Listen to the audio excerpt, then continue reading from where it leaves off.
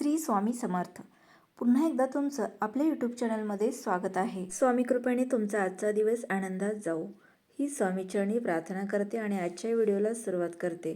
6 डिसेंबरपासून गुरु कर्क राशीतून त्याच्या वक्री स्थितीत परत येईल आणि मिथुन राशीत प्रवेश करेल. यामुळे काही राशींसाठी चांगला काळ येऊ शकतो.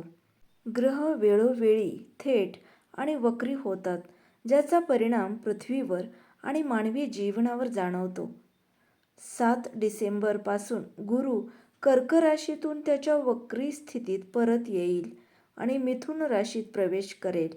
यामुळे काही राशींसाठी चांगला काळ येऊ शकतो. शिवाय या राशींना अनपेक्षित आर्थिक लाभ आणि भाग्य मिळण्याची शक्यता आहे.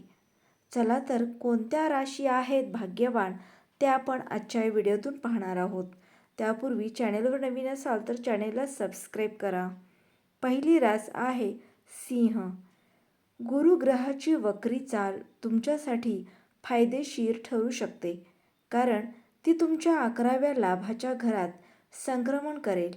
उत्पन्नाचे नवीन स्रोत उदयास येतील, जुन्या इच्छा पूर्ण होतील आणि तुमचे सामाजिक वर्तुळ विस्तारेल.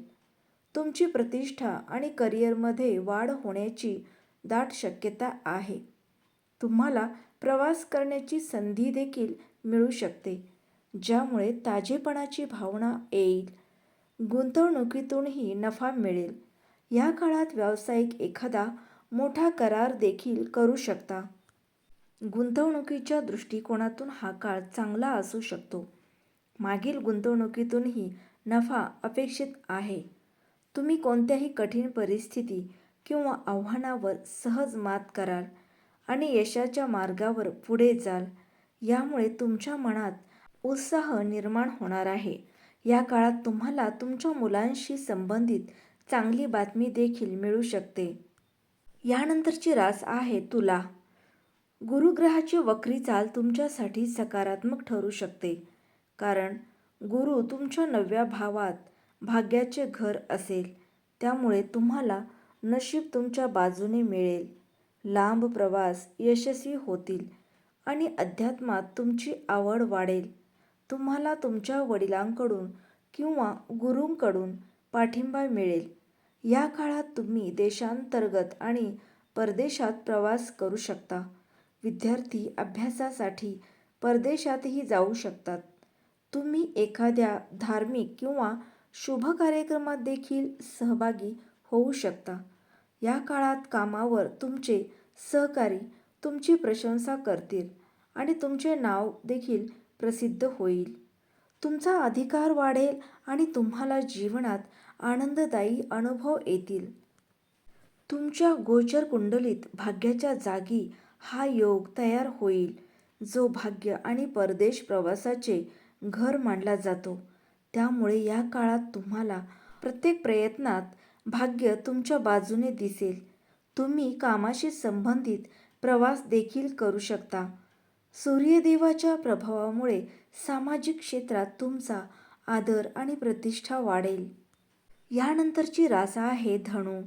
धनुराशीच्या जातकांसाठी गुरुची वक्री चाल सकारात्मक ठरू शकते, कारण गुरु तुमच्या राशीपासून 7व्या घरात वक्री असेल. म्हणून जर तुम्ही लग्नासाठी पात्र असाल तर विवाह निश्चित होऊ शकतो. व्यवसाय भागीदारी फायदेशीर होईल आणि वैवाहिक जीवन अधिक गोड होईल. तुम्हाला भागीदारीच्या कामातूनही फायदा होऊ शकतो. तुम्हाला व्यवसायात अनपेक्षित नफा देखील मिळू शकतो, ज्यामुळे आनंद मिळेल. काही नोकरदार व्यक्तींना बदलीचा सामना करावा लागू शकतो, परंतु तुम्हाला आदर आणि सन्मान देखील मिळेल. आयुष्यातील ध्येय साध्य करण्यासाठी खूप कष्ट घ्याल. कुटुंबात आनंदाचे वातावरण असेल. वैवाहिक जीवन सुखमय राहील.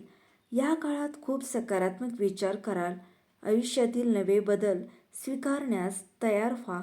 सगळीकडे तुमचे वर्चस्व असेल. फक्त मेहनत कायम ठेवा. हा काळ अनेक आनंदी वार्ता घेऊन येईल.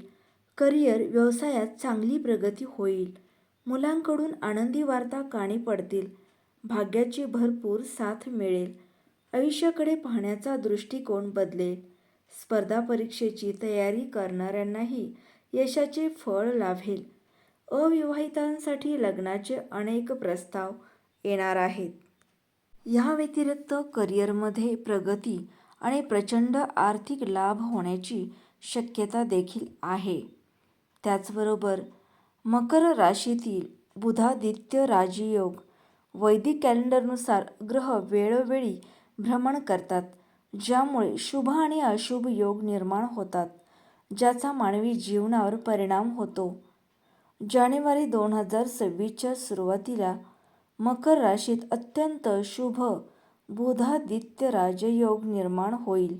हा योग सूर्य आणि बुध यांच्या युतीने तयार होईल. त्याचा परिणाम सर्व राशींवर कोणत्या ना कोणत्या प्रकारे जाणवेल. तथापि या काळात 3 राशींना आर्थिक लाभ आणि सन्मान मिळू शकतो. या व्यतिरिक्त करिअरमध्ये प्रगती आणि प्रचंड धार्मिक आर्थिक लाभ होण्याची शक्यता आहे.